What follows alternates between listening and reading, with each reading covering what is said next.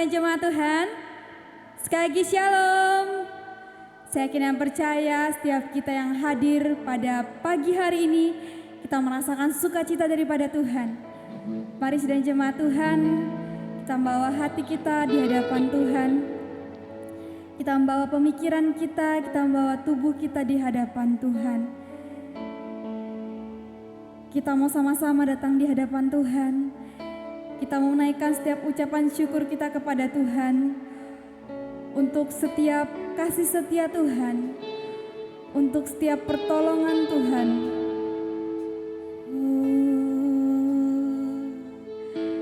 Haleluya. Sedang jemaat Tuhan, saya mengajak kita semua untuk merenungkan, untuk mengingat setiap pertolongan Tuhan. Mari kita pandang setiap kebaikan Tuhan. Kita mau lihat begitu sempurnanya pertolongan Tuhan. Keselamatan yang Tuhan limpahkan dalam kehidupan kita. Haleluya. Kita mau bernyanyi buat Tuhan. Kita angkat pujian. Ku nyanyi haleluya. Mari angkat pujian dengan segenap hati kita. Pujian ini hanya untuk-Mu Tuhan. Bapakku datang, kami mau menyembah-Mu Tuhan. Menyembah-Mu di sini ku percaya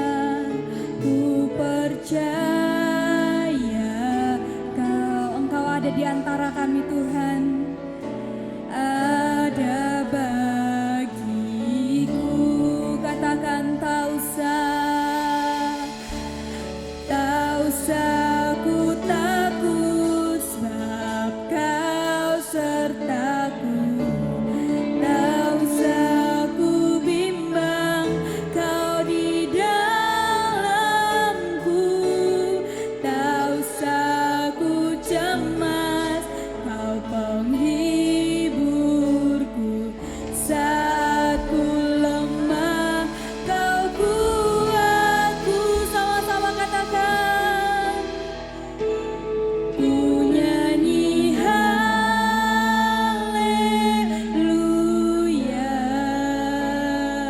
Ku nyanyi haleluya. Sungguh Kau hebat, ajaib perkasa, perbuatan-Mu di hidup kami Tuhan. Di hidup.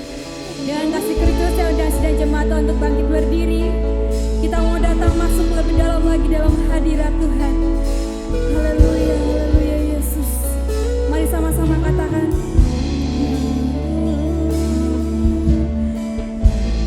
Bapakku datang, ini kehadiran kami Tuhan. Menyembah-Mu sini kami percaya, ku percaya. Kami rasakan kehadiran-Mu Tuhan. Ada bagiku,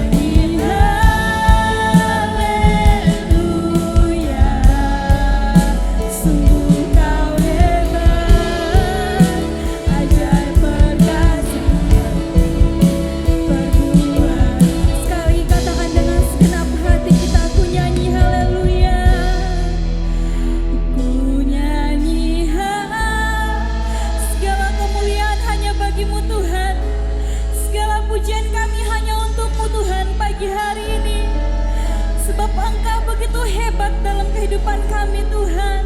Sungguh Kau hebat. Mari kita merasakan kehadiran Tuhan di tempat ini. Berbuat sekali lagi dengan segenap hati kita katakan, ku nyanyi haleluya. Ku nyanyi angkat pujian dengan segenap hati kita. Bawa setiap hati kita masuk lebih dalam lagi di hadirat Tuhan. Sungguh Engkau hebat Tuhan, Kau hebat, ajaib perkasa. Mari angkat tangan kita katakan, ku nyanyi haleluya. Oh, ku nyanyi haleluya. Haleluya bagi nama-Mu Tuhan.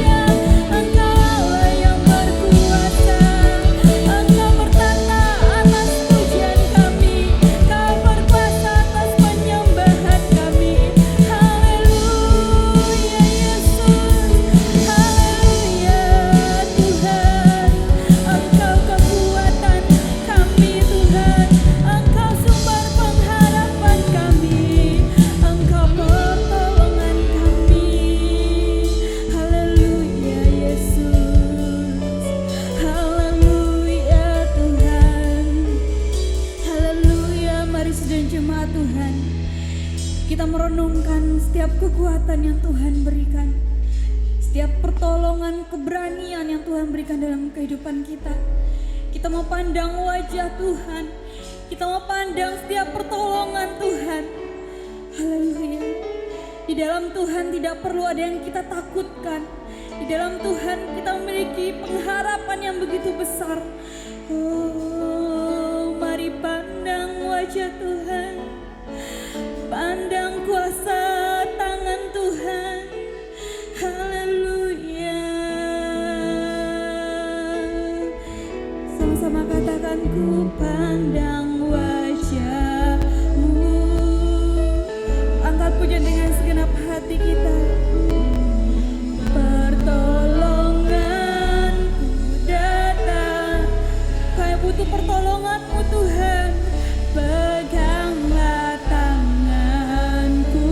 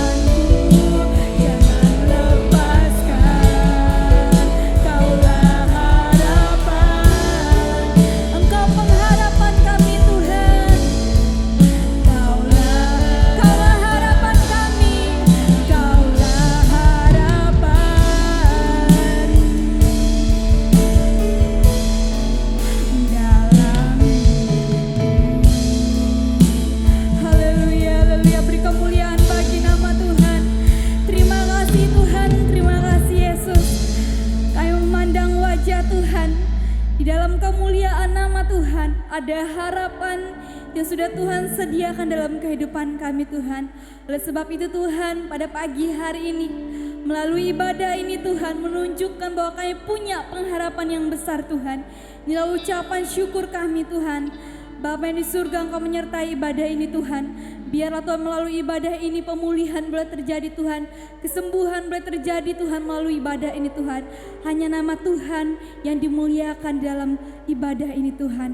Kami lanjutkan ibadah ini bersama-sama dengan Tuhan.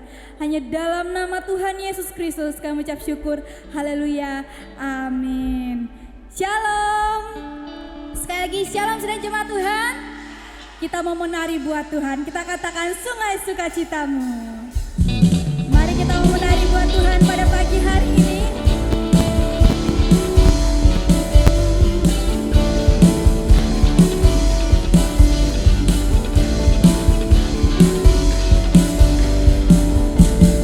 Sungai sukacitamu mengalir dan katakan yes yes yes yes yes yes. Anggur sukacitamu melimpah dalam. Mari menari buat Tuhan. Ku menari dan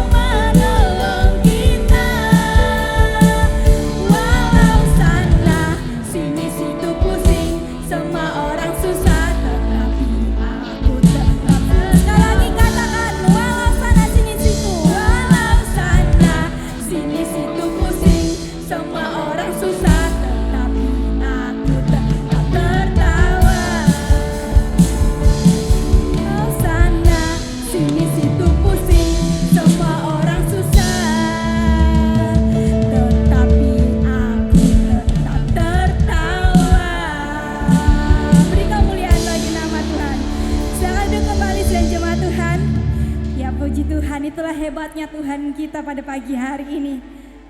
Tiba saatnya kita akan memberikan persembahan kita yang pertama untuk pekerjaan nama Tuhan tempat ini.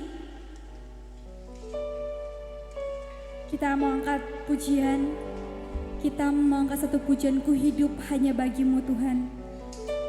Hanya Tuhan sumber kebenaran, dan setiap kehidupan kita hanya untuk hidup untuk kemuliaan nama Tuhan.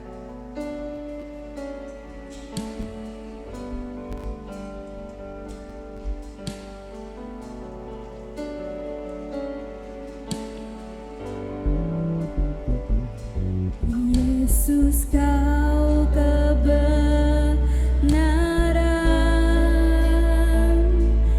yang menyelamatkanku.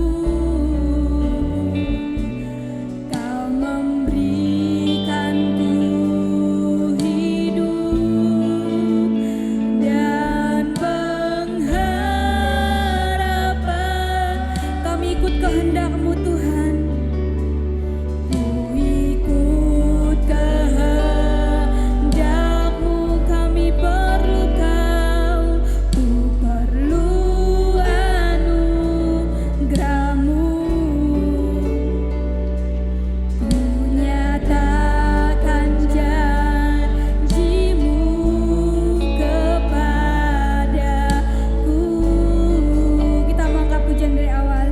Yesus, kau kebenaran. Saya undang kita untuk bangkit berdiri. Yesus, kau kebenaran. Kita mau menghormati firman Tuhan. Kita bawa hati kita untuk mendengarkan setiap firman Tuhan pada pagi hari ini. Amin. Kau memberikanku hidup dan pengharapan. Kami hidup hanya karena anugerah-Mu Tuhan. Ku ikut kehendak-Mu, kami perlu Engkau. Ku perlu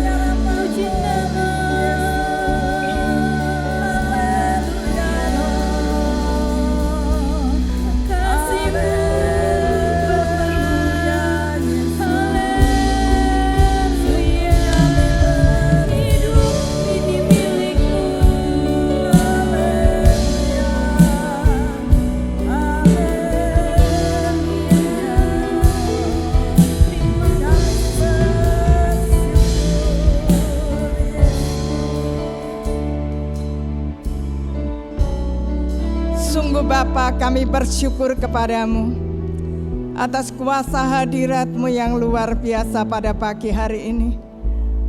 Terima kasih Engkau sudah melayakkan kami untuk datang sujud menyembah kepadamu. Kami mengucap syukur atas segala kesempatan yang indah yang Kau berikan kepada kami. Terima kasih Tuhan. Sebentar kami hendak mendengarkan kebenaran firman-Mu. Urapi lidah bibir hamba-Mu yang hina dina tidak ada apa-apanya ini.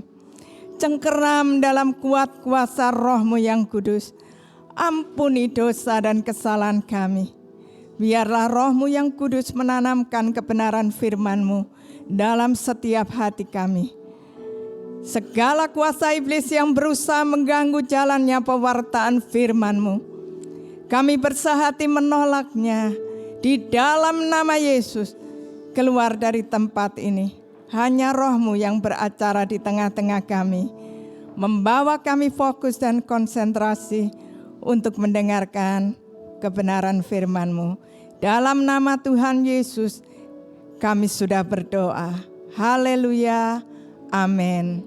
Silahkan duduk Bapak Ibu Saudara yang terkasih dalam Tuhan. Shalom. Ada sukacita? Amin. Terima kasih atas kesempatan yang diberikan kepada saya ya oleh Bapak Tiongkeng ya, sehingga saya boleh melayani di tempat ini. Terima kasih kepada Ibu Gembala yang sudah memberi kesempatan kepada kami. Semua anugerah Tuhan, semua kasih karunia-Nya yang luar biasa dalam kehidupan kita. Bapak Ibu Saudara yang terkasih dalam Tuhan, pagi hari ini saya ingin berbicara kekayaan di dalam Kristus. Sekali lagi, kekayaan di dalam Kristus. Seringkali di dalam kehidupan kita, ketika kita berbicara tentang kekayaan, maka konotasi kita, wah kita bertambah kaya, bertambah banyak uangnya, mobilnya mungkin tambah mewah, ataupun rumahnya tambah bagus, dan kita tambah terkenal, tambah memiliki kedudukan di tengah dunia. Seringkali konotasi kita hanya bersifat kepada segala sesuatu yang bersifat sementara. Tetapi bagaimana firman Tuhan mengajar kepada kita, kekayaan di dalam Kristus yang sesungguhnya Allah sendiri menyediakan bagi kita kekayaan rohani di dalam sorga kelak yang akan kita terima, yang hanya dapat kita miliki di dalam Yesus Kristus. Bagaimana kekayaan rohani itu bisa berupa anugerah keselamatan, hidup yang kekal yang kelak kita akan terima. Juga karunia-karunia rohani yang Tuhan berikan dalam hidup kita. Juga buah-buah Roh Kudus, karakter yang baik ketika kita hidup di dalam dunia ini. Kita tahu bagaimana dunia semakin hari semakin jahat, ya. Orang semakin egois, tidak peduli dengan orang lain. Tetapi Allah menyediakan bagi kita kekayaan rohani, bagaimana kita memiliki karakter yang benar dan karakter yang baik. Sehingga kita dapat mengasihi. Itu semua adalah anugerah dari Tuhan. Itu adalah semua kekayaan di dalam Kristus yang dapat kita miliki. Lalu apa kekayaan di dalam Kristus yang dapat kita miliki? Yang pertama, hanya di dalam Kristus dan oleh karena Yesus Kristus kita dapat menjadi anak-anak Allah. Itulah yang pertama. Kekayaan yang pertama, kita menjadi anak-anak Allah. Efesus pasal yang pertama, ayat ketiga sampai dengan ke-6. Demikian bunyi firman Tuhan. Efesus pertama ayat 3 sampai 6. Kekayaan orang-orang yang terpilih. Mari silahkan berdiri. Terpujilah Allah dan Bapa Tuhan kita Yesus Kristus, yang dalam Kristus telah mengaruniakan kepada kita segala berkat rohani di dalam surga. Sebab di dalam Dia Allah telah memilih kita sebelum dunia dijadikan, supaya kita kudus dan tak bercacat di hadapan-Nya. Dalam kasih Ia telah menentukan kita dari semula oleh Yesus Kristus untuk menjadi anak-anak-Nya sesuai dengan kerelaan kehendak-Nya, supaya terpujilah kasih karunia-Nya yang mulia, yang dikaruniakannya kepada kita di dalam Dia yang dikasihinya. Bapak Ibu yang terkasih di dalam Tuhan, yang pertama, hanya di dalam Kristus dan oleh karena Tuhan Yesus kita menjadi anak-anak Allah. Itu bukan hasil upaya kita. Karena apa? Allah Bapa itu begitu kudus, benar dan mulia. Kalau manusia mendekat kepadanya, Dia seperti matahari, di mana Dia begitu terang, begitu kudus. Kita yang berdosa pasti terbakar. Tetapi oleh kasih karunia-Nya, oleh karena Kristus kita dapat menjadi anak-anak Allah. Itu adalah kekayaan yang luar biasa yang harus kita syukuri setiap hari dalam hidup kita. Kita menjadi milik kepunyaan Allah yang sungguh dihargai dan dicintai oleh karena Kristus Yesus Tuhan kita. Bagaimana kalau kita berada di tengah dunia ini, dari ribuan bahkan miliaran umat manusia, bahkan dari umat beragama yang manapun juga, tidak ada seorang pun yang bisa menyebut Allah itu junjungan mereka sebagai Bapa. Tetapi di dalam Kristus dan oleh karena Tuhan Yesus, kita dapat menyebut Allah Bapa itu sebagai Bapa kita. Itu anugerah yang luar biasa. Dan Allah sudah memilih kita sebelum dunia dijadikan. Saya tidak bisa menyatakannya ya seperti apa. Tapi Allah sudah memilih kita bahkan sebelum dunia dijadikan. Di mana Allah memilih kita berdasarkan atas kerelaan kehendak-Nya. Di dalam kedaulatannya bahwa Dia adalah Allah yang berkuasa menentukan kehidupan manusia. Di dalam kemahatauannya bahwa kita akan meresponi panggilan dan pilihan-Nya atas hidup kita. Itu semua adalah anugerah yang luar biasa. Dan bagaimana Allah memilih kita berdasarkan atas kerelaan kehendak-Nya oleh karena kasih-Nya kepada Kristus. Bagaimana Tuhan Yesus sudah memilih kita untuk menebus kita. Dikatakan dalam Yohanes 15 ayat 16, bukan kamu yang memilih aku, tetapi akulah yang telah memilih kamu. Yesus yang sudah memilih kita menjadi milik kepunyaannya. Seringkali kita ada banyak orang yang sombong. Ketika mereka tidak mendapatkan apa yang menjadi doa mereka. Mereka berkata, sudah, ndak gereja-gerejaan, ndak Tuhan-Tuhanan. Itu sombong. Dan kita tahu bahwa Tuhanlah yang memilih kita. Bukan karena keadaan kita, tapi karena kasih-Nya semata-mata. Bapak Ibu yang terkasih di dalam Tuhan, lalu bagaimana kita bisa mengerti kalau kita ini sudah dipilih oleh Tuhan? Ketika kita bertobat dari dosa kita berbalik dari dosa kepada kebenaran, kita berbalik dari diri kita sendiri kepada Allah. Kita berbalik, kita berkata, Tuhan Yesus, Engkau adalah Tuhan dan Juru Selamat. Semua itu dikerjakan oleh Roh Kudus di dalam hidup kita. Roh Kudus memberikan kepada kita kuasa untuk menjadi anak-anak Allah. Tanpa kuasa-Nya di dalam hidup kita untuk menjadi anak-anak Allah, kita tidak akan dapat datang kepada Bapa. Di dalam Yohanes 1 ayat 12 berkata demikian, tetapi semua orang yang menerimanya diberinya kuasa supaya menjadi anak-anak Allah, yaitu mereka yang percaya di dalam namanya. oleh iman kepada pribadi Tuhan kita Yesus Kristus, kita memiliki kuasa untuk menjadi anak Allah. Oleh karena itu, betapa berharganya identitas kita di dalam Kristus. Jangan tukarkan dengan apapun juga.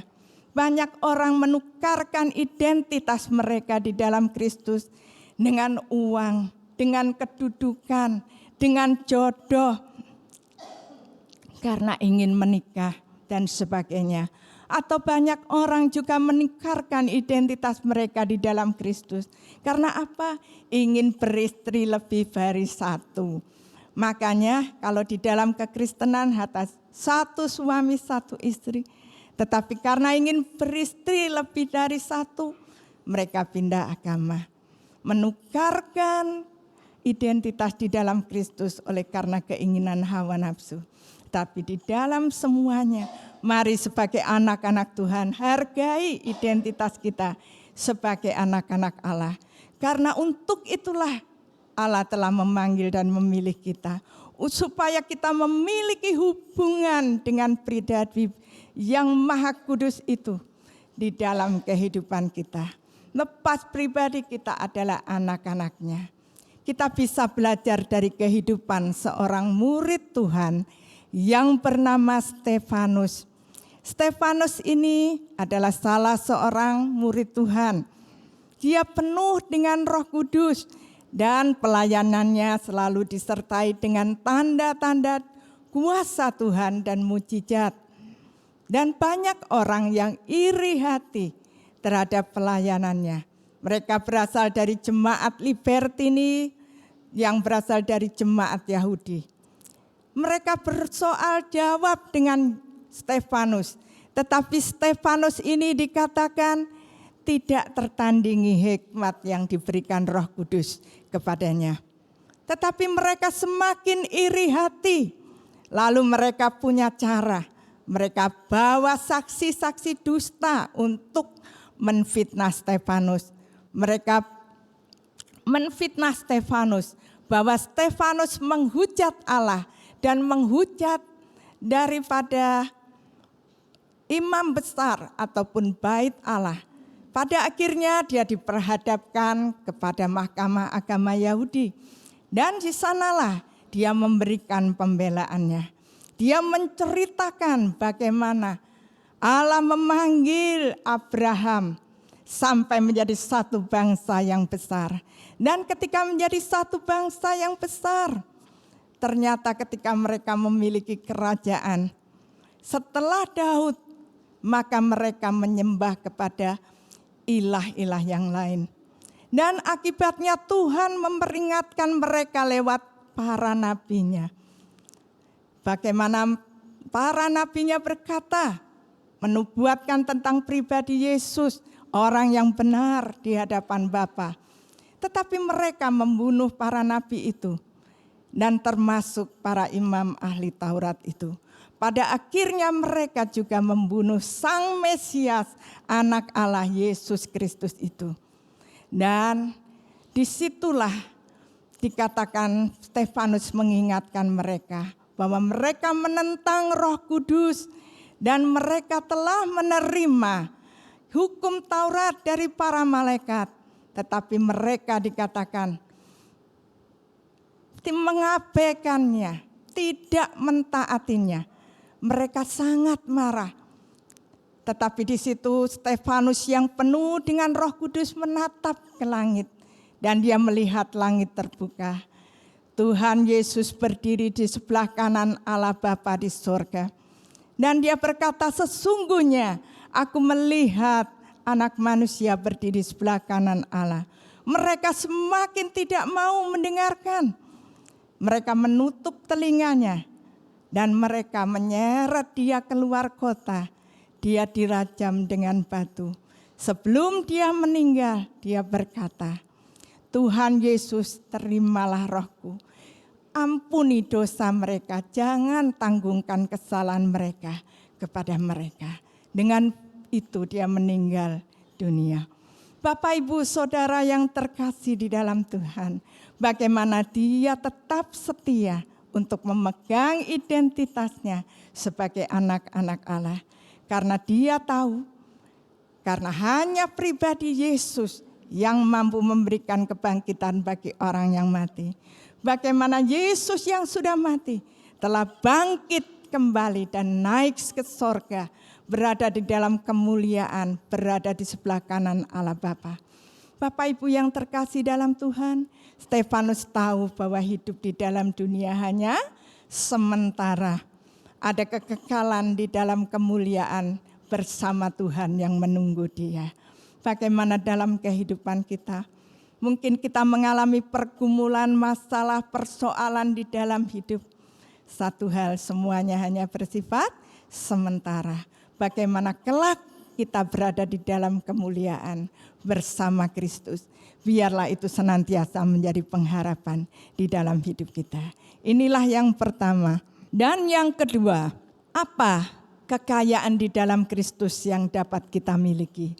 Yang kedua, kita menerima penebusan yang sempurna.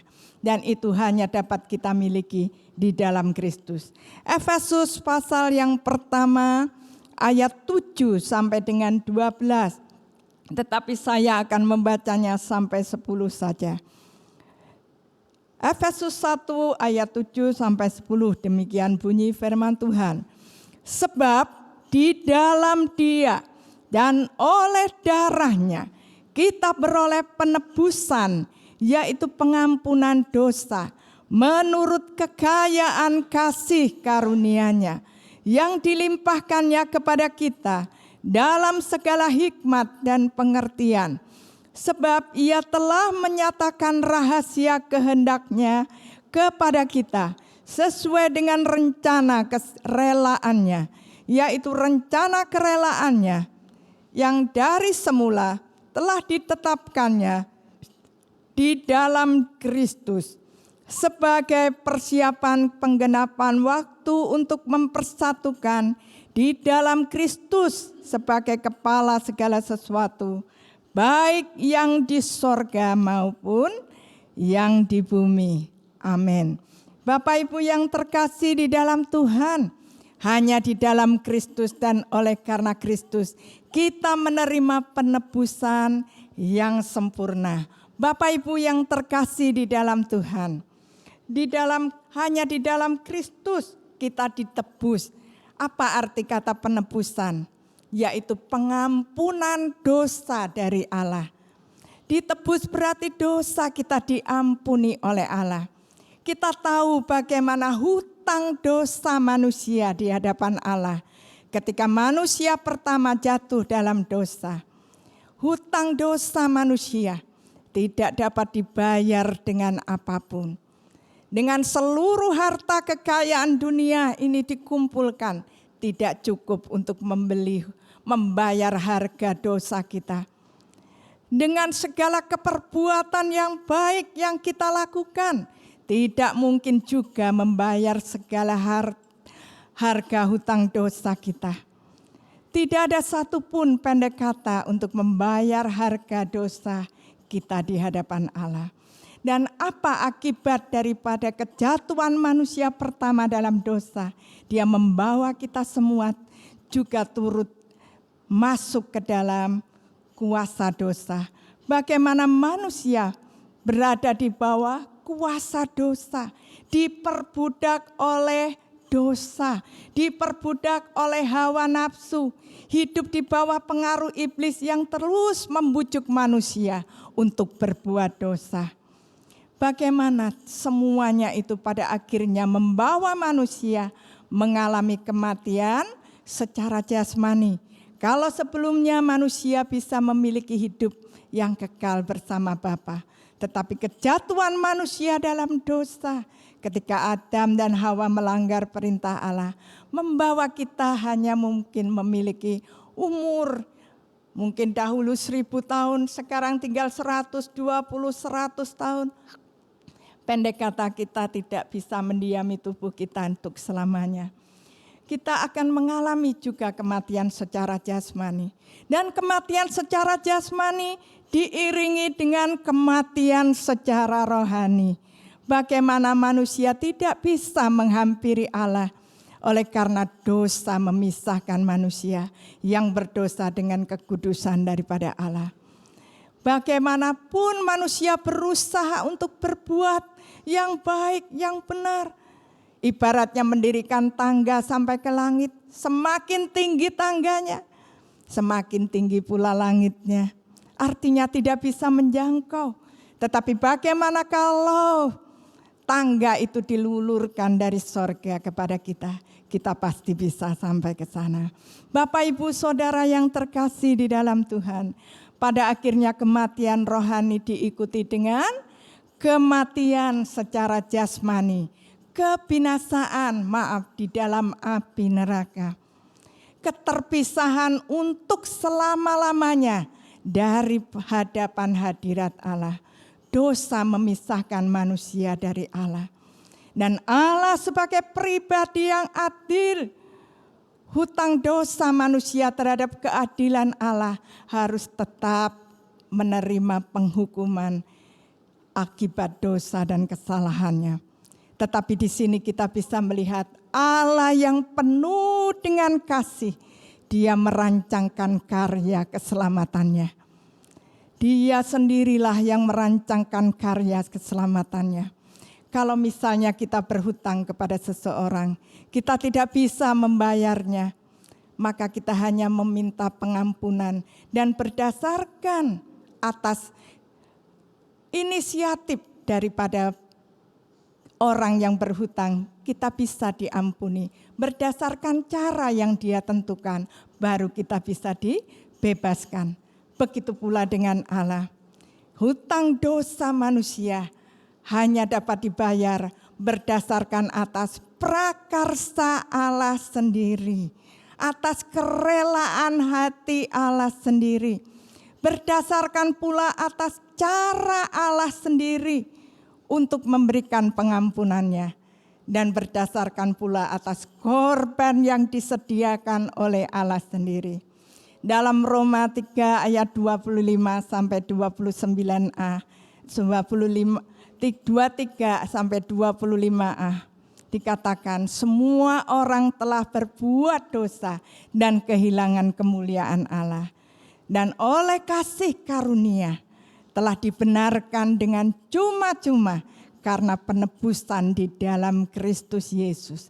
Kristus Yesus telah ditentukan Allah menjadi jalan pendamaian oleh iman di dalam darahnya.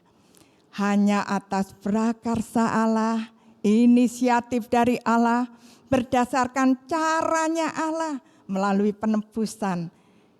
Dan bagaimana korbannya juga berasal dari Bapa, itu baris sah untuk mengampuni dosa kita. Dan bagaimana Allah menentukan itu ketika Adam dan Hawa diusir dari Taman Eden. Allah tetap berbelas kasih kepada mereka. Di dalam Kejadian 3 ayat 15, bagaimana Allah menentukan bahwa satu saat penebus akan lahir dari keturunan Hawa. Dan mereka, dialah yang akan menebus manusia. Dan semua itu berdasarkan atas cara Allah. Bahwa tanpa penumpahan darah tidak ada pengampunan dosa.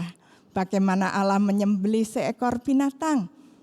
Dan darahnya harus dicurahkan. Kulitnya dipakaikan sebagai pakaian kebenaran bagi Adam dan Hawa.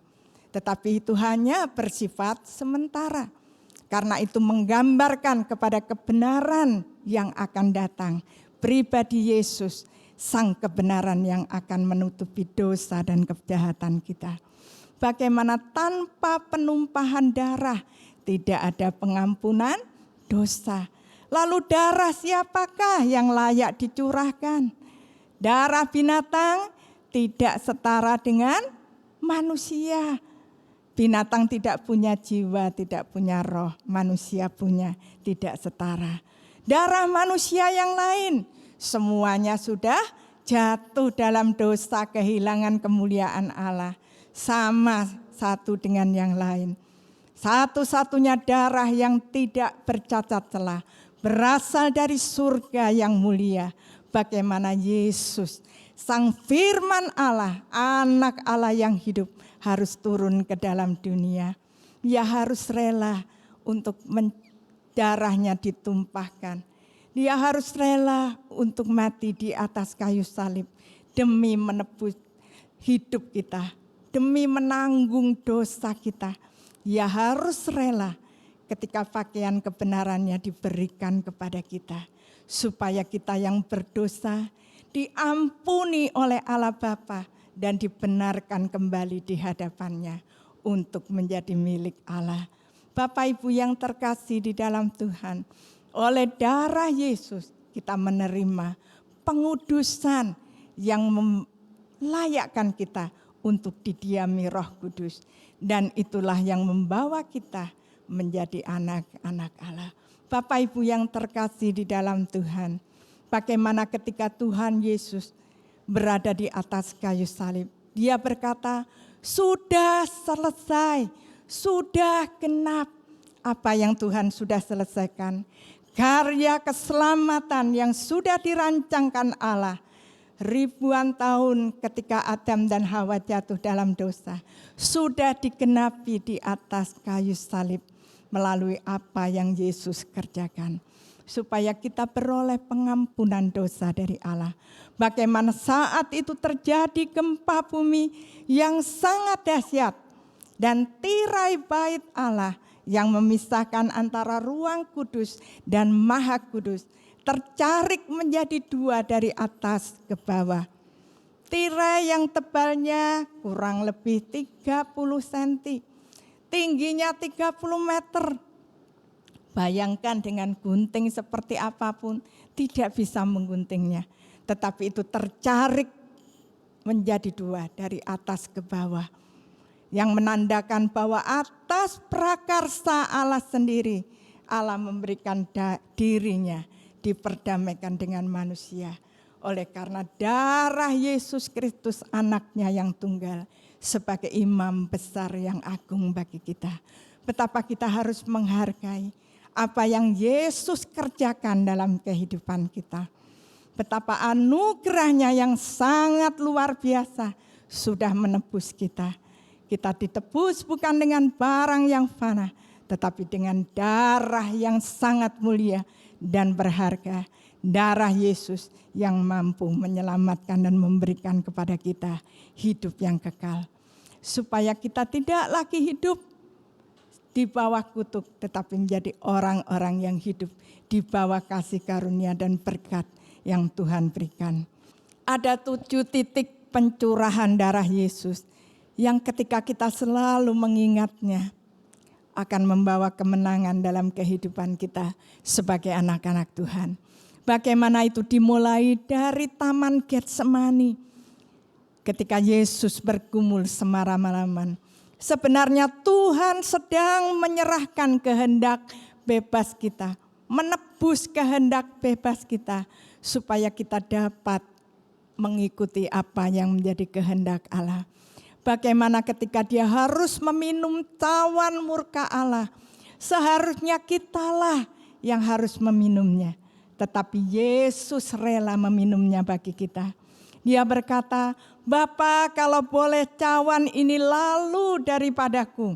Tetapi bukan kehendakmu, tetapi kehendakmu yang jadi. Dan dia meminumnya bagi kita. Dan bagaimana titik peluhnya berubah menjadi tetesan-tetesan darah. Sesungguhnya menebus kita supaya kita tidak hidup menurut kehendak kita sendiri. Tetapi hidup berjalan menurut apa yang Tuhan kehendaki di dalam hidup. Dan bagaimana ketika dikatakan dia dipukuli sampai memar. Ada lebam di bawah kulitnya. Dan lebam di bawah kulitnya inilah yang menebus kita dari inequity atau kecenderungan asusila dalam hidup kita. Kecenderungan untuk berbuat dosa dalam hidup kita. Tanpa kita sadari kita sering terlibat dengan pornografi atau apapun segala sesuatu yang jahat di dalam hidup kita. tetapi Yesus sudah menebusnya.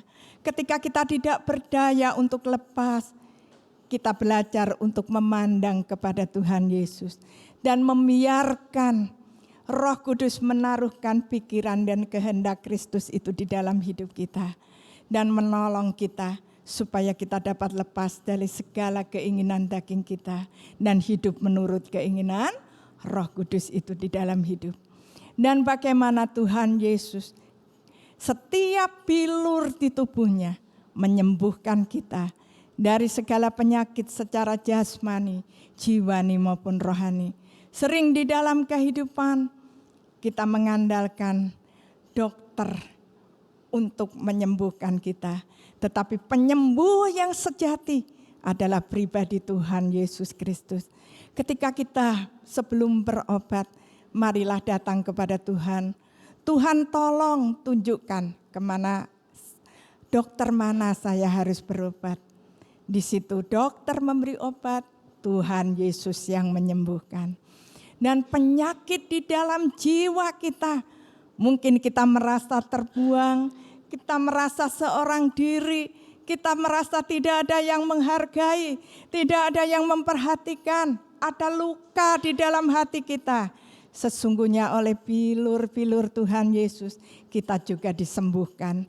Jiwa kita yang merana dibuat puas oleh Tuhan kita Yesus Kristus. Dan bagaimana secara rohani Dia membawa kita, menghidupkan roh kita yang mati dengan memberikan kepada kita kehidupan yang kekal. Roh kita dihidupkan kembali untuk bisa memuji dan menyembah Tuhan. Itu adalah anugerahnya.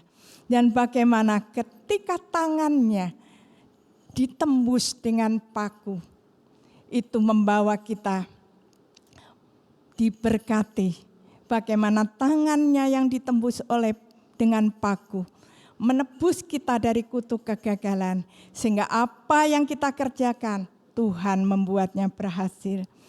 Dan ketika mahkota duri ditancapkan di kepalanya, sesungguhnya Tuhan tidak hanya sedang menyucikan pikiran kita, cara pandang kita, tetapi juga Tuhan menebus kita dari kutuk kemelaratan, sehingga kita tidak hidup lagi di bawah kutuk, tetapi di bawah berkat Tuhan.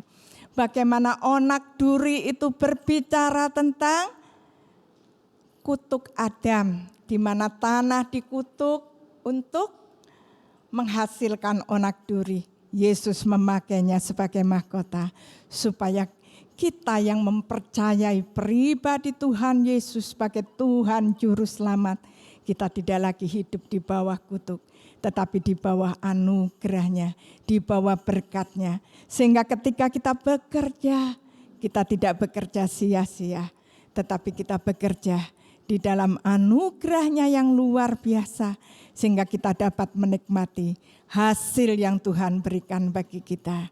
Itu adalah kasih karunia-Nya yang luar biasa. Dan bagaimana ketika kakinya ditembus oleh paku, darah mengalir di sana. Sesungguhnya Tuhan memberi kepada kita otoritas dan kuasa untuk berjalan di dalam kehendak-Nya, untuk menghancurkan segala pekerjaan iblis yang berusaha untuk menghalangi kehidupan kita untuk berkenan kepada Allah. Kita diberi kuasa dan otoritas itu di dalam Yesus Kristus Tuhan kita. Dan bagaimana ketika lambungnya ditikam, darah mengalir dari sana, darah dan air mengalir dari sana untuk membawa kita oleh iman kepada Tuhan Yesus Kristus mengalami kelahiran yang baru. Memiliki hati yang baru, roh yang baru di dalam batin kita. Inilah bagaimana 7 kebenaran, 7 titik pencurahan darah Yesus ini dapat membawa kemenangan di dalam hidup kita. Sehingga kita bukan lagi menjadi hamba dosa, budak dosa, tetapi menjadi hamba kebenaran, hamba Yesus Kristus. Bagaimana pada zaman perbudakan di Afrika, ya, ada seorang gadis ini seorang campuran negro dan juga orang Eropa. Dia cantik sekali. Tapi walaupun dia sangat cantik, statusnya adalah seorang budak. Dan saat itulah dia dijual di pasar budak. Dan orang berlomba-lomba untuk memiliki gadis ini. Dan pada waktu itu diadakan perlelangan. Pada akhirnya perlelangan dimenangkan oleh 2 orang. Yang seorang adalah seorang pria yang berangasan, yang sangat kasar dan jahat. Yang seorang lagi pria yang lembut, halus budinya dan sungguh luar biasa. Dan akhirnya perlelangan diadakan terus. Mereka membayar dengan harga yang sangat mahal untuk gadis ini. Dan pada akhirnya perlelangan dimenangkan oleh pria yang muda, tampan dan juga halus budinya ini. Kepadanya diberikan surat bukti kepemilikannya atas gadis ini. Dan dia segera membawa surat bukti kepemilikannya ke depan gadis ini. Dan ketika gadis ini melihatnya, dia segera meludahi dan berusaha untuk menyerang pemuda ini. Tetapi bagaimana pemuda ini dengan tenang, dia menyopek-nyopek surat bukti kepemilikannya atas gadis itu dan memberikan kepada gadis itu sambil berkata, "Sayang, engkau bukan lagi seorang budak. Hari ini engkau orang yang bebas, engkau boleh pergi kemanapun engkau mau." Saat melihat itu sang gadis melongo dan dia segera mengerti bagaimana ketulusan hati pemuda ini. Dan dia tersungkur, dia memeluk kaki pemuda ini sambil berkata, "Tuan, aku mengasihimu. Mulai dari hari ini aku akan melayanimu seumur hidupku. Aku akan mengikuti engkau kemanapun engkau pergi." Bapak, Ibu, Saudara yang terkasih dalam Tuhan, Tuhan Yesus menebus kita bukan dengan barang yang fana, dengan darahnya yang mahal dan berharga. Dia menebus dosa kita supaya kita menjadi milik kepunyaan Allah. Betapa kita harus bersyukur atas anugerahnya di dalam kehidupan apa yang Tuhan mau. Tuhan mau agar kita melayani Dia dengan segenap hati. Dimanapun kita ditempatkan, mungkin melayani Tuhan bukan hanya di mimbar untuk berbicara tentang firman Tuhan dan sebagainya. Atau mungkin pelayanan kita mungkin sangat sederhana di gereja. Apapun itu, kerjakan dengan sungguh-sungguh. Karena kita melayani Tuhan dan bukan melayani manusia. Dan ketika kita belajar melayani, bukan hanya hari Minggu kita melayani Tuhan. Setiap hari di dalam kehidupan kita, Tuhan ingin kita melayani Dia dengan kehidupannya yang sudah diberikan kepada kita. Lewat pekerjaan yang kita kerjakan, dimanapun kita berada, di toko, di tempat yang paling sederhana sekalipun, ingatlah kita sedang melayani pribadi Tuhan. Kita sedang mengerjakan segala sesuatu untuk Tuhan, untuk kemuliaan bagi Dia. Bapak Ibu yang terkasih di dalam Tuhan, Tuhan menebus kita dengan sempurna supaya kita dapat melakukan pekerjaan yang baik yang Tuhan sudah taruh dalam hidup kita. Supaya kita dapat berbuat baik. Karena apa? Karena kita sudah dikasihi, kita sudah diberi anugerah yang luar biasa. Sehingga kita dapat berbuat baik oleh karena Tuhan sudah taruh itu di dalam hidup kita. Efesus pasal yang kedua, ayat 8 sampai dengan 10. Sebab karena kasih karunia, kamu diselamatkan oleh iman. Itu bukan hasil usahamu, tetapi pemberian Allah. Itu bukan hasil pekerjaanmu. Jangan ada orang yang memegahkan diri. Karena kita ini buatan Allah, diciptakan dalam Kristus Yesus untuk melakukan pekerjaan baik yang dipersiapkan Allah sebelumnya. Ia mau supaya kita hidup di dalamnya. Jadi Allah memberi, ketika Dia menebus kita, melalui darah putranya. Sesungguhnya Tuhan berikan Roh Kudus dalam hidup kita. Dan Roh Kudus masuk dengan buahnya di dalam hidup kita untuk melakukan segala pekerjaan baik yang Tuhan berikan bagi kita. Untuk berbuat baik, berbuat kasih. Karena apa? Ada yang Tuhan taruh, ada dorongan dari dalam untuk melakukan segala kebaikan. Dan Tuhan mau supaya kita hidup di dalamnya, hidup di dalam segala perbuatan yang baik, yang memuliakan namanya. Itulah yang Tuhan berikan dalam hidup kita. Dan itu merupakan satu kekayaan yang luar biasa yang Tuhan taruh dalam hidup kita. Untuk berbuat baik, berbuat kasih, itu semua dibutuhkan di dalam dunia ini. Bapak Ibu yang terkasih di dalam Tuhan, Tuhan ingin kita hidup di dalamnya. Inilah yang kedua. Dan yang ketiga, apa? Kekayaan di dalam Kristus yang dapat kita miliki. Yang ketiga, hanya di dalam Kristus dan oleh karena Kristus kita menjadi bait Roh Kudus. Efesus pasal 1 ayat 13 sampai 14. Demikian bunyi firman Tuhan. Hanya di dalam Kristus dan oleh karena Kristus kita menjadi bait Roh Kudus. Efesus pasal 1 ayat 13-14. Di dalam Dia kamu juga karena kamu telah mendengar firman kebenaran, yaitu Injil keselamatanmu. Di dalam Dia, kamu juga ketika kamu percaya, dimateraikan dengan Roh Kudus yang dijanjikannya itu.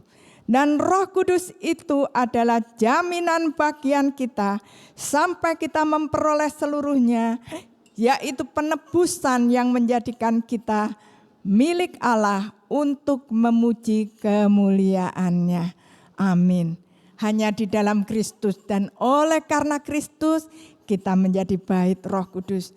Bayangkan Allah Bapa yang begitu besar, Yesus yang begitu mulia, lewat Roh Kudusnya mau diam di dalam hidup kita. Itu adalah kekayaan yang tidak ternilai harganya. Kalau Daud berkata, jangan ambil rohmu yang kudus daripadaku. Itu berharga sekali bagi Daud, bagi kita juga. Roh Kudus yang diberikan dalam hidup kita. Ketika kita percaya, kita sungguh-sungguh bertobat dari dosa, kita menerima Tuhan Yesus sebagai Tuhan dan Juru Selamat. Sesungguhnya Roh Kudus diam di dalam hidup kita. Bapak Ibu yang terkasih dalam Tuhan, seringkali dalam kehidupan kita masih berbuat dosa, kita masih berbuat salah. Tetapi kita harus tetap tinggal di dalam Kristus. Kalau kita melangkah keluar dari kasih karunia Allah, maka kita pasti akan binasa. Tetapi kalau kita tetap tinggal di dalam Tuhan Yesus Kristus, kita dimateraikan dengan Roh Kudus. Pendiaman Roh Kudus di dalam hidup kita menjadikan kehidupan kita sebagai bait Roh Kudus, rumah Roh Kudus. Bagaimana di dalam 1 Korintus 3 ayat 16 dikatakan demikian. Tidak tahukah kamu bahwa kamu adalah bait Allah dan bahwa Roh Allah diam di dalam kamu. Roh Allah diam di dalam hidup kita. Hargai itu. Itu membedakan kita dari banyak orang yang ada di dalam dunia. Bukan tas bermerek kita, bukan baju kita yang bagus, sekalipun baju kita sederhana atau apapun. Kalau Roh Allah itu diam di dalam hidup kita, itu membuat hidup kita berharga di mata Tuhan. Dan kita menjadi milik kepunyaannya. Ada sesuatu yang membuat hidup kita berbeda. Rohnya yang diam di dalam hidup kita. Hidup kita sebagai bait Roh Kudusnya. Bagaimana Tuhan ingin kita juga hidup di dalam kekudusan dan kebenarannya. Efesus 2 ayat 22 berkata demikian. Di dalam Dia, yaitu Kristus, kamu juga turut dibangunkan menjadi tempat kediaman Allah di dalam Roh. Betapa berharganya hidup kita terus dibangun dari hari ke sehari. Dibangun menjadi tempat kediaman Allah di dalam roh. Karena apa? Roh Kudus diam di dalam hidup kita. Dan Roh Kudus ini adalah jaminan bagi kita. Jaminan bagi kehidupan kita. Bagaimana materai Roh Kudus di dalam hidup kita tidak ditandai dengan hal yang lahiriah, tetapi di dalam kita Allah mengikat roh kita dengan rohnya. Roh Kudus yang ditaruh dalam hidup kita menjadi materai yang sangat berharga. Pada hari di mana Yesus datang untuk menjemput gerejanya, kita semua boleh diangkat di awan-awan yang permai. Menyongsong Tuhan di angkasa, prosesi menuju sorga masuk dalam pesta kawin anak domba Allah. Dan kalau kita mungkin sudah meninggal dunia, tubuh kita dibangkitkan menjadi tubuh kebangkitan untuk menyongsong Tuhan juga di angkasa. Bapak Ibu yang terkasih di dalam Tuhan, di sana kelak kita akan bersuka-cita, ada pertemuan di udara. Saya sering kali masih ingat ya lagu ketika saya masih kecil, Mars GPDI yang menyanyikan lagu demikian. Ada pertemuan di udara, pertemuan yang manis. Saya rindu bertemu di sana, jauh di udara. Nyanyian yang terdengar yang belum pernah didengar adalah kegirangan. Dan anak Allah yang pimpin kita pertemuan di udara. Seringkali saya masih mengingat lagi itu. Dan itu menjadi pengharapan yang sejati bagi kita semua. Bapak Ibu yang terkasih dalam Tuhan, materai Roh Kudus menjadi jaminan bagi kita untuk kelak memperoleh semua yang dijanjikan oleh Allah, segala kekayaan di sorga yang disediakan bagi kita oleh karena Yesus Kristus. Di dalam Yesus Kristus saja kita dapat menikmatinya. Di luar Dia kita tidak dapat menikmati semua itu.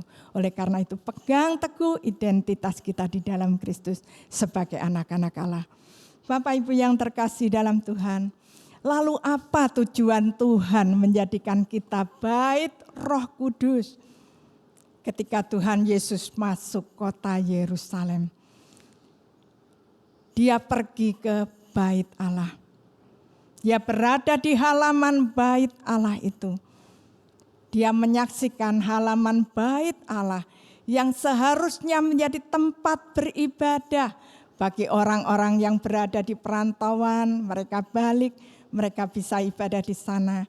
Atau orang-orang asing, ya mereka tidak bisa masuk ke gedung ataupun ke dalam pelatarannya. Mereka bisa berada di halaman bait Allah itu. Ataupun orang-orang yang cacat, mereka bisa beribadah di sana. Tapi tempat itu telah dibuat oleh orang-orang Farisi, para imam ahli Taurat, menjadi tempat berjualan. Menjadi seperti pasar layaknya, bahkan lebih buruk dari pasar, menjadi pasar hewan.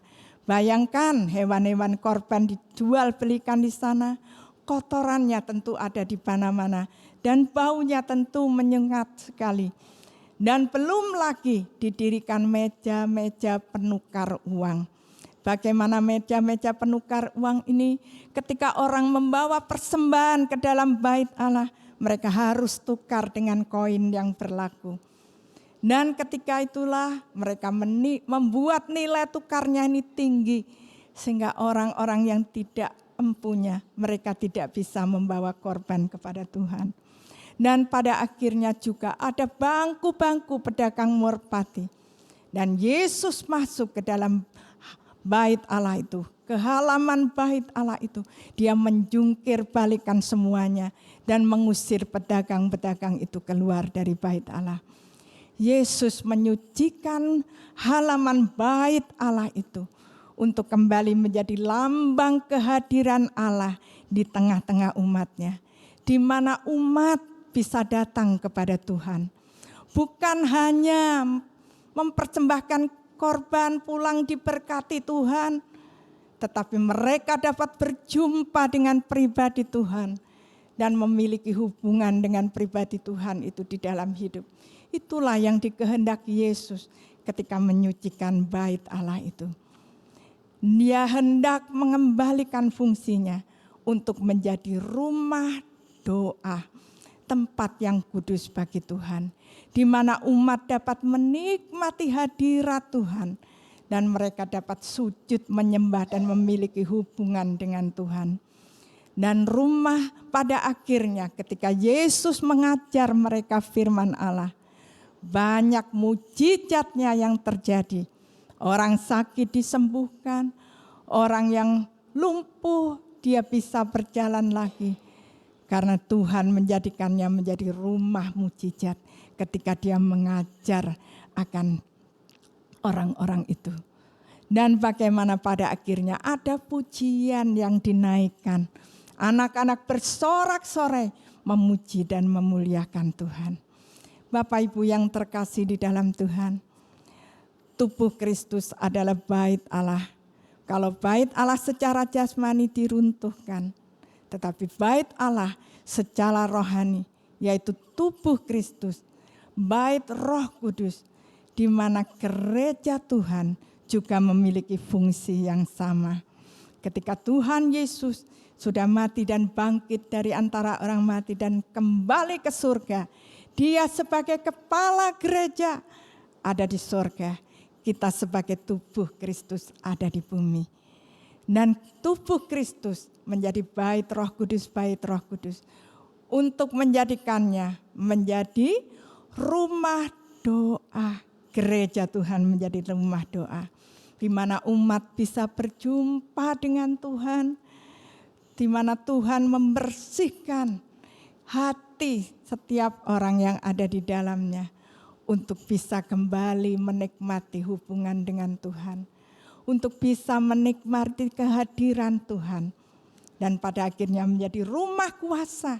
Di mana kuasa Tuhan diperlihatkan, didemonstrasikan dalam hidup kita setiap hari. Dan pada akhirnya gereja Tuhan juga menjadi rumah pujian untuk kemuliaan bagi nama Tuhan. Dan tubuh Kristus, gereja Tuhan, terdiri atas kita semua. Pribadi lepas pribadi, hidup kita sebagai bait Roh Kudus. Menjadi rumah doa, menjadi rumah kuasa, menjadi rumah pujian bagi kemuliaan nama Tuhan. Bapak Ibu yang terkasih di dalam Tuhan, itulah tujuan Tuhan menjadikan hidup kita sebagai bait Roh Kudus-Nya.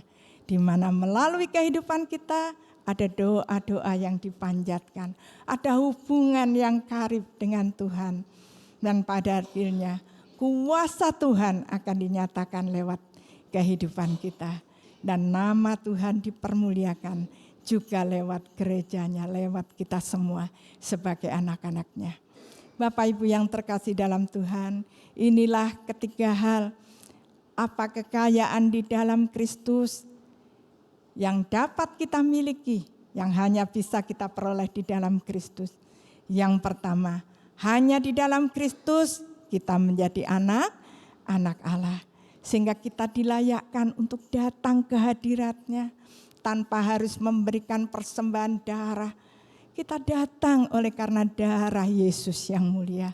Harus bersyukur karena dimanapun kita berada, kita bisa terhubung dengan Dia yang surga. Jadi jangan lupakan Dia di dalam setiap aktivitas kita, di dalam setiap keadaan kita, seperti apapun buruknya keadaan kita. Ingat kita adalah anak-anak Bapa di surga. Kalau Bapa di surga menjadi Bapa kita, apa sih yang ada di dalam dunia yang tidak bisa kita lewati? Tuhan pasti tolong kita. Dan bagaimana yang kedua? Kekayaan di dalam Kristus membawa kita menerima penebusan yang sempurna. Oleh karena kita sudah ditebus, diberi kasih karunia yang demikian rupa. Buahnya, buktinya adalah segala pekerjaan baik yang kita lakukan, perbuatan yang baik yang kita lakukan, semuanya adalah untuk memuliakan Dia. Dan pada akhirnya yang ketiga, kekayaan di dalam Kristus membawa kita menjadi bait Roh Kudus. Ada Roh Kudus yang berharga di dalam hidup kita, tetap hidup di dalam kekudusan dan kebenaran, tetap hidup menjadi rumah doa, menjadi rumah kuasa Tuhan, dan menjadi pujian bagi kemuliaan bagi nama Tuhan. Inilah ketiga hal bagaimana kita bisa menikmati kekayaan di dalam Tuhan kita Yesus Kristus. Tuhan Yesus memberkati. Amin. Saya minta kepada WL Singer untuk menyanyikan satu pujian, Yesus Tuhan dan Allah kami.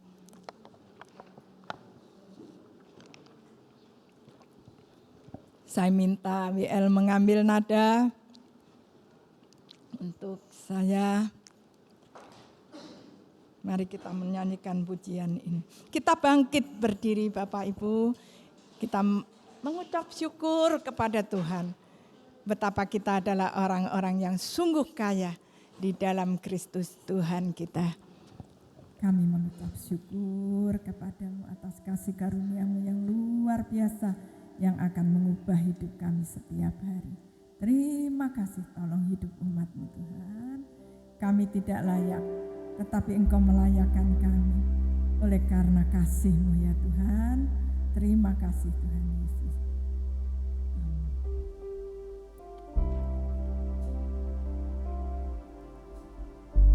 Mari dengan sikap hati yang sungguh-sungguh kita datang kepada Tuhan. Kita ucapkan terima kasih kepada Tuhan dengan lewat pujian kita.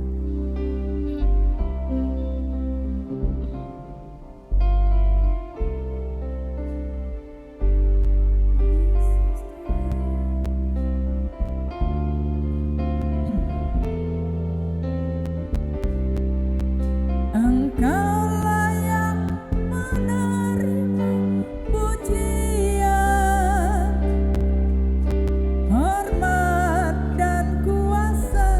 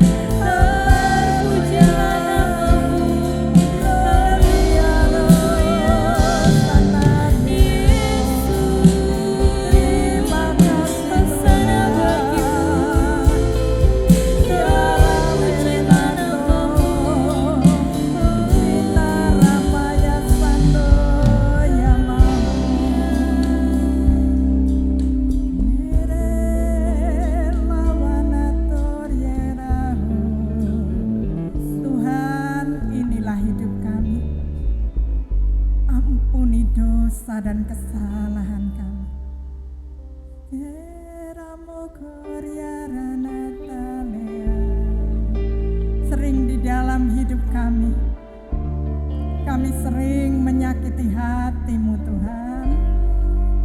Kami sering mengabaikan Tuhan dalam hidup kami. Inilah kami ya Yesus. Jamah sentuh setiap hati kami. Surya Ramatalehomo. Biar hati kami menjadi tanah-tanah yang lembut di hadapan-Mu. Apapun masalah pergumulan yang kami alami, tidak sebanding dengan kemuliaan yang akan kami terima daripada-Mu. Terima kasih Yesus. Alikana lopana sukomara takerenahum. Bawa hidup kami Tuhan, hari lepas hari umat-Mu Tuhan. Mereka memiliki hubungan pribadi lepas pribadi dengan Engkau penguasa Raja dalam hidup kami. Isaramaton yerela kenaiho. Jamah setiap hati kami, perbarui setiap hati kami. Biarlah Roh-Mu yang diam di dalam kami, memberikan sukacita damai sejahtera dalam hidup kami. Bukankah itu kerajaan-Mu yang Kau taruh di tengah-tengah kami? Tuhan Yesus, kelak Engkau akan datang sebagai Raja di atas segala raja. Engkau akan menghakimi dunia ini. Dan kami bersyukur kalau kami bisa bersama-sama dengan Engkau di dalam kemuliaan. Kami tidak akan turut dihukum bersama dengan dunia, tetapi kami menjadi orang-orang yang bersama-sama dengan Engkau di dalam kemuliaan. Asera narapata leker ya ramaho. Pulihkanlah hati umat-Mu, jamah sentuh, sehingga mereka merasakan benar-benar Engkaulah Immanuel kami. Engkaulah yang menyertai kami, baik di dalam suka duka, di dalam pergumulan hidup kami. Engkau tidak pernah meninggalkan kami sekejap pun, karena kami adalah milik kepunyaan Tuhan untuk selama-lamanya. Berkati Ibu Gembala dan seluruh keluarga besar Ibu Gembala. Berkati juga Bapak Tiongking sebagai pengurus. Biarlah kasih karunia-Mu menaungi umat-Mu dan gereja-Mu di tempat ini. Biarlah Roh-Mu yang kudus menolong mereka setiap hari di dalam kehidupan mereka. Terima kasih atas berkat keselamatan hidup yang kekal yang Kau berikan kepada kami. Terima kasih sudah menuliskan nama kami dalam kitab kehidupan-Mu di sorga. Itu adalah kekayaan yang tidak ternilai harganya bagi kami. Terima kasih sudah menjadikan kami anak-anak-Mu. Terima kasih sudah menebus kami dengan sempurna. Terima kasih sudah menjadikan kami bait Roh-Mu yang kudus. Terima kasih Bapa, di dalam nama Tuhan Yesus Kristus kami berdoa dan mengucap syukur. Engkau memberkati jemaat-Mu. Haleluya. Amin. Puji Tuhan, pagi hari ini kita menerima satu kebenaran firman Tuhan. Bagaimana beruntungnya kita menikmati kekayaan-kekayaan dalam Kristus. Amin, saudara. Mewakili Ibu Gembala, seluruh jemaat, saya mengucapkan terima kasih kepada Bapak Supratik dan Ibu Ana yang menyediakan waktunya untuk melayani firman Tuhan di tempat ini. Kita juga berdoa kedua hamba Tuhan ini dipakai untuk kemuliaan nama Tuhan, dipakai untuk memberitakan Injil kasih karunia dimanapun beliau berada. Diberkati di dalam kesehatan, di dalam pekerjaan, teristimewa di dalam pelayanan. Berita gereja saya sampaikan jadwal ibadah setiap hari Senin dan hari Rabu di gereja diadakan ibadah doa pagi jam 6:30 yang dipimpin oleh Saudari Sri, dan kemudian setiap hari Selasa ibadah wanita jam 4 sore, setiap hari Kamis ibadah doa puasa jam 8 pagi, dan setiap hari Jumat ibadah doa malam secara online melalui Zoom jam 7 malam, setiap hari Sabtu ibadah kaum muda jam 7 malam, dan hari Minggu ibadah raya yang dimulai 7:30 pagi. Dan dalam rangkaian Paskah tanggal 18 April, gereja mengadakan ibadah Jumat Agung yang disertai dengan perjamuan kudus. Dalam ibadah Jumat Agung ini akan dilayani oleh Ibu Gembala. Saya minta jemaat bisa datang dengan menggunakan pakaian putih. Ini untuk ibadah Jumat Agung. Dan hari Minggu tanggal 20 April ibadah Paskah akan dilayani oleh Bapak Pendeta Verly Faith. Ini untuk ibadah Paskah 7:30 pagi. Dan saya minta jemaat juga bisa datang untuk mengikuti ibadah Paskah ini dengan baik. Ibadah Paskah kaum muda akan diadakan tanggal 19 April jam 7 malam. Saya undang kaum muda yang lain supaya juga bisa datang. Dan ibadah ini bertemakan ketekunan iman yang akan dilayani oleh Saudara Ken. Ini juga satu firman Tuhan yang baik, karena kita juga tahu Ken ini juga punya talenta yang dipakai Tuhan untuk menyampaikan kebenaran firman Tuhan.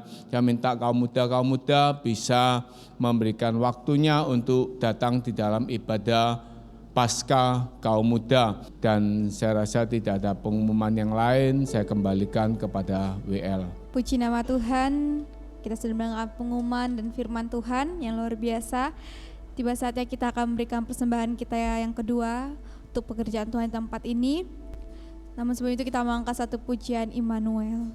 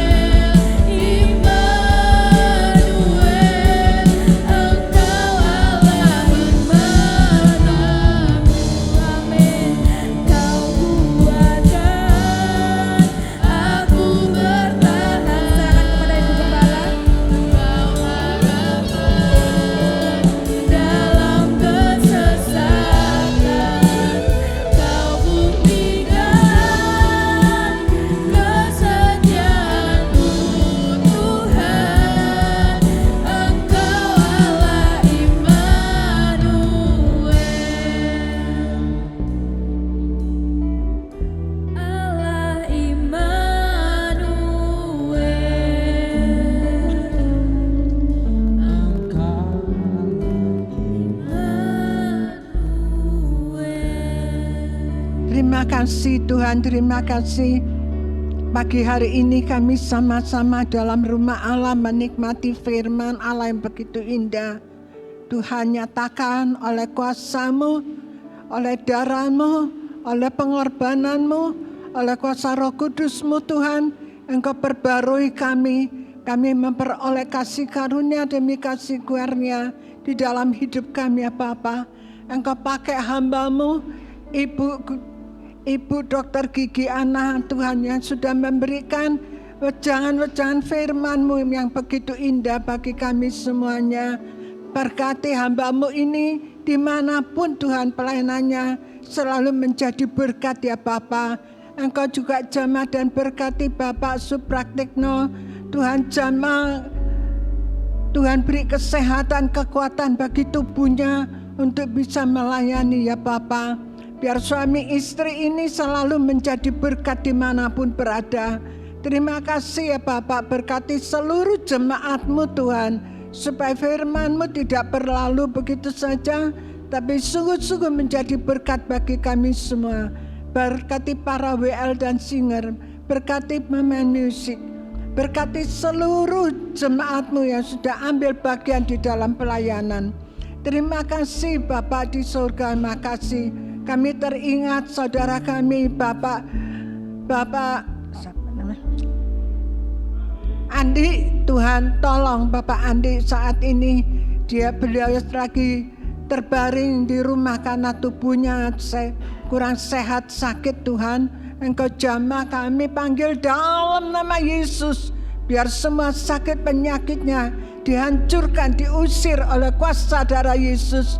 Bapak Andi mendapatkan kesembuhan, pemulihan kembali. Terima kasih Bapak, terima kasih.